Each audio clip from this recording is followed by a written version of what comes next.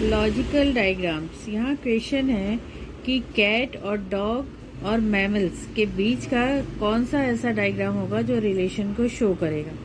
तो यहाँ पर आप देखिए, एक डायग्राम ये है, ये और ये डायग्राम है, एक ये डायग्राम है, सेकंड नंबर में ये, थर्ड में ये और फोर्थ में ये। तो ये शो कर रहा है, इसमें हमें शो करना है कि मैमल्स कौन से हैं, डॉग और कैट। तो हम ये जानते हैं कि बोथ आर मैमल्स।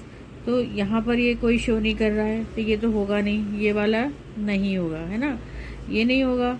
ये शो कर रहा है कि ये डॉग है, ये कैट है और ये मैमल है, तो ये भी नहीं शो कर रहा है। इसका ये मतलब हो जाएगा कि डॉग इससे छोटा है, या ये कुछ क्लियर नहीं है, ये क्लियर होगा। All the group is mammal, और डॉग भी मैमल है और कैट भी मैमल है, इसलिए आंसर इज़ बी, या सेकेंड आंसर करेक्ट होगा। ये आंसर भी रॉन्ग है। ये आंसर इसलिए रॉन्ग है क्योंकि आप इसको अगर मैमल मानते हैं तो इस पोर्शन और इस पोर्शन का क्या करेंगे, इसलिए ये रॉन्ग होगा।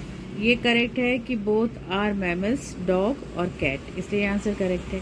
अब एक क्वेश्चन और है कि womens are doctor and teacher also, उस डायग्राम को कौन शो करेगा। तो अब ये वुमेन मान लें, ये टीचर मान लें और ये डॉक्टर मान लें, तो ये कुछ भी क्लियर नहीं हो रहा है, ये रॉन्ग हो जाएगा। इसमें ये वुमेन है जो डॉक्टर भी हैं और टीचर भी हैं, पर जैसे कि यहाँ पर था कि डॉग और वो तो मैमल होते ही हैं, वो टोटल मैमल होते हैं, वहाँ कोई डिफरेंस नहीं होता। पर यहाँ हर लेडी, हर वुमेन टीचर भी नहीं होती, डॉक्टर भी नहीं होती, इसलिए ये भी करेक्ट नहीं होगा। ये वाला तो करेक्ट है ही नहीं, अलग ही समझ में आ रहा है, इसलिए आंसर क्या होगा, ये वाई। ये वाले को अगर हमने वुमेन माना, इसको हमने वुमेन माना, तो और इसको हमने, ये वुमेन हो गया, ये सर्कल हो गया मैन, ये सर्कल हो गया मैन। तो यहाँ पर ये दोनों चीज़ें क्लियर हो गई कि ये हमारे पास ये सर्कल पूरा वुमेन है, ये दोनों मैन है, इसलिए मैन का हमारे पास कोई काम नहीं। Some womens are doctor, some womens are teacher.